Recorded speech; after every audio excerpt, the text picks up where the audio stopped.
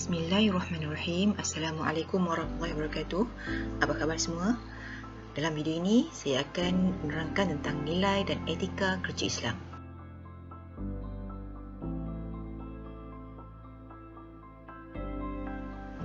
Ini merupakan senarai kandungan bagi bab nilai dan etika kerja Islam.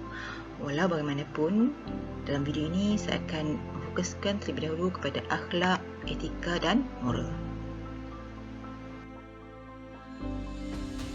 Pendahuluan. Islam telah menggariskan beberapa etika yang berupaya menjamin kejayaan dan kecemerlangan sesebuah organisasi.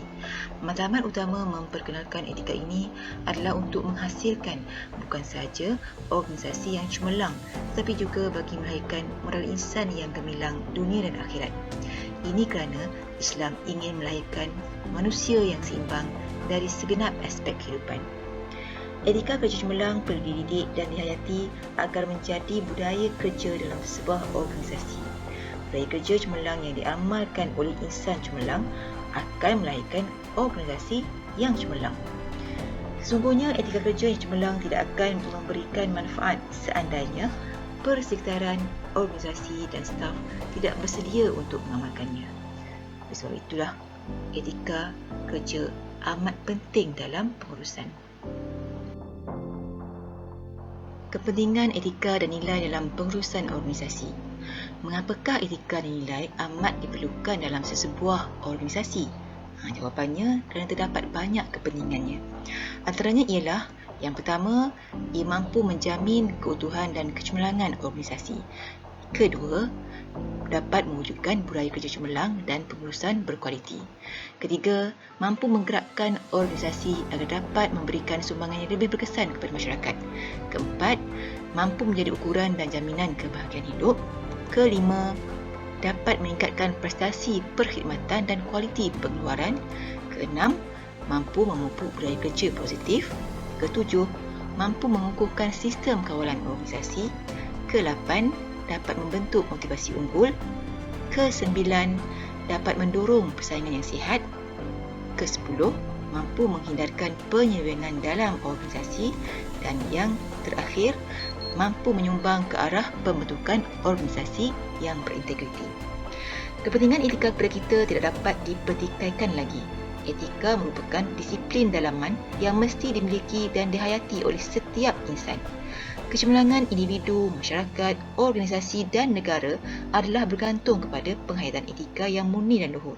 Etika yang boleh membawa kecemerlangan sudah pasti nilai-nilai murni dan etika yang bersifat universal yang berteraskan prinsip dan ajaran agama Islam.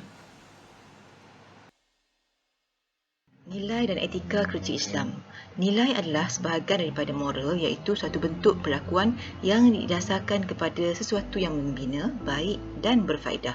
Umpamanya, seseorang yang menghayati nilai bertanggungjawab, maka akan terselah nilai-nilai tersebut di dalam perlakuannya seharian tanpa adanya tekanan atau dorongan yang serius. Yang bermaksud, perkara baik itu dilakukan secara semula jadinya tanpa paksaan. Etika pula berasal daripada perkataan Yunani iaitu ethos yang bermaksud adat resam, kebiasaan dan rutin. Bahasa Latin pula menggunakan perkataan mores untuk tujuan dan maksud yang sama. Oleh itu, etika dan moral mempunyai bidang kajian yang serupa. Di dalam agama Islam, konsep ini dikenali sebagai akhlak.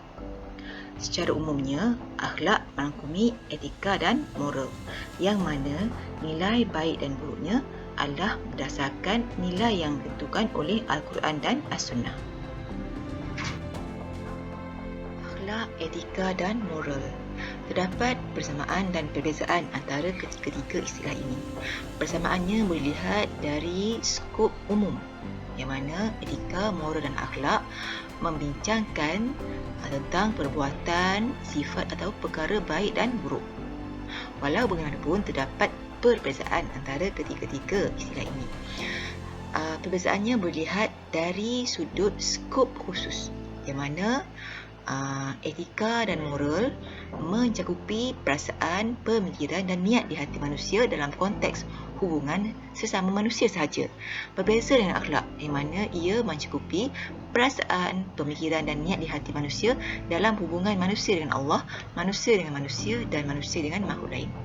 Kita tengok skopnya lebih luas dalam akhlak.